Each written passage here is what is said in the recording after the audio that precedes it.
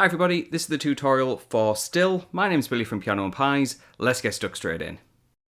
We're in standard tuning for this song and we need a capo on the 3rd fret in order to play it the easiest. If you're in need of a capo, there is a link to one in the description below.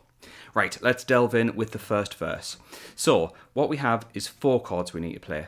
The first chord is C major. That is a 3 on the A string. Now these numbers are in reference to the capo.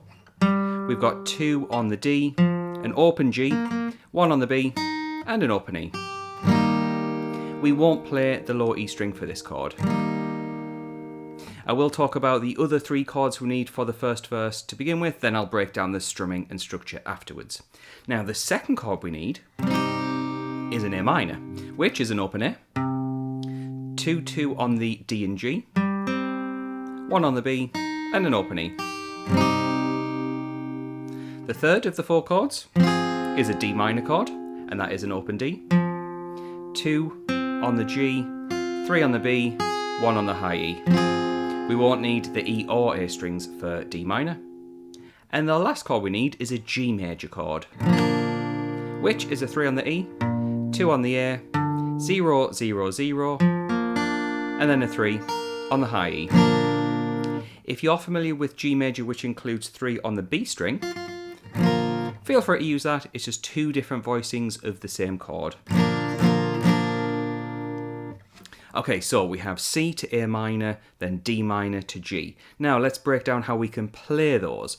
Every chord gets a bar, and because there's no real obvious guitar part on this, we can come up with our own strumming. What I think works really well with the song is this.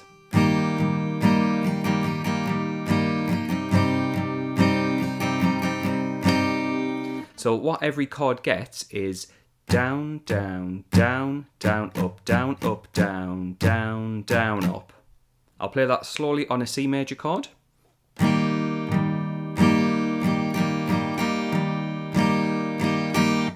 notice at the beginning, some of the downstrokes that I'm playing, I'm not playing all of the notes of that chord, all of the strings of that chord.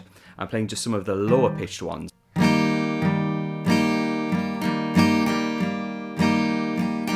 Mainly on the first beat, every other half beat, I'm not 1 and 2 and a 3 and a 4 and a. So every number, every strong beat will get a full strumming.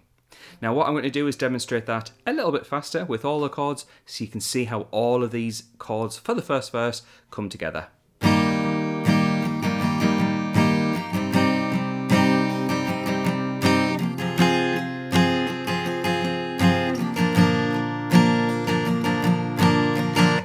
Now if you play around those chords 2 times in a row, you get the first verse. We then go straight into the pre-chorus, which has some new chords and the new chord order. So it is worth mentioning that if you'd like the chord chart for this song, which has the full structure and all the chords within that structure, as well as another sheet of the chords and lyrics matched up, let's say you're singing or playing along and you need to know which chord and which lyric match together, head on over to Patreon, I've got you covered. For the price of a coffee, you get access to not only this song, but well over 800 songs of all the latest releases, including a good few songs from both artists in this song. Now, the pre-chorus, let's delve into it. The first chord we need is an E minor, a new chord for this song, which is an open E, 2, 2 on the A and D, and 0 on the remaining. And basically, it's the same set of chords, but the C chord is replaced with E minor. For example, E minor, A minor, D minor, and G. So a nice way to think of the first verse in comparison to the pre-chorus, it's just the first chord C is replaced with E minor. We'll play through all those chords just once. Okay, we now get to the chorus, and the chorus does something really interesting. They take the chords of the verse, they play it around once, and then they play the pre-chorus chords once with a little bit of a difference. So let's break it all down. So the chorus starts with C major, A minor, D minor, and G. Up to now, the same as the verse. We then have E minor, same as the pre-chorus, A dominant 7, D minor, and G.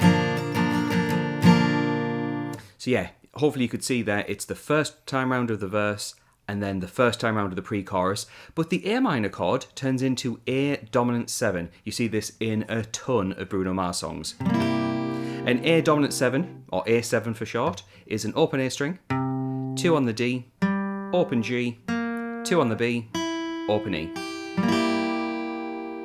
And that is the only real difference for this section of the song. We then get a post-chorus. That's when we have actually the same chords as the verse. C to A minor, D minor, G. Play through those once and you get the end of the post-chorus. Okay, this is where we start to get a ton of repetition. Looking over to my notes, which is what's available over here, kind of shining on the guitar, we have a second verse, exactly the same as the first. C, A minor, D minor, G, twice. We then get the pre-chorus, that's the E minor, A minor, D minor, G once.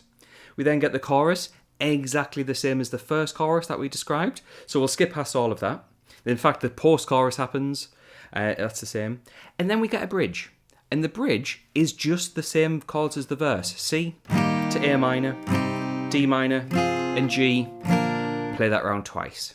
Then what's really interesting on the song, they go to a chorus. And the chorus is just the same as normal. But it's really kind of sparse and really chilled out. A lot of the instrumentation goes away. So what we could do to kind of mimic that feeling is sustain the chords. So all I mean by that is play the chord once, let it ring out. So this is what this final chorus will sound like. We have C, 2, 3, 4, A minor, 3, 4, D minor, 3, 4, G major, 3, 4, there's the E minor, the A7, D minor followed by G. At that point, it's the post-chorus which ends the song. You can have that a little bit more full on if you like, but the post-chorus is just the usual chords that we've seen a good few times now. So if you found this video useful, please do like and subscribe. I put in a lot of hard work for these videos, and consider getting the extra material on Patreon. In fact, the people floating by on the screen, those folks are my active patrons. So when this video goes live, they will get access to that content straight away. So thanks for watching the video, and I shall catch you in the next one.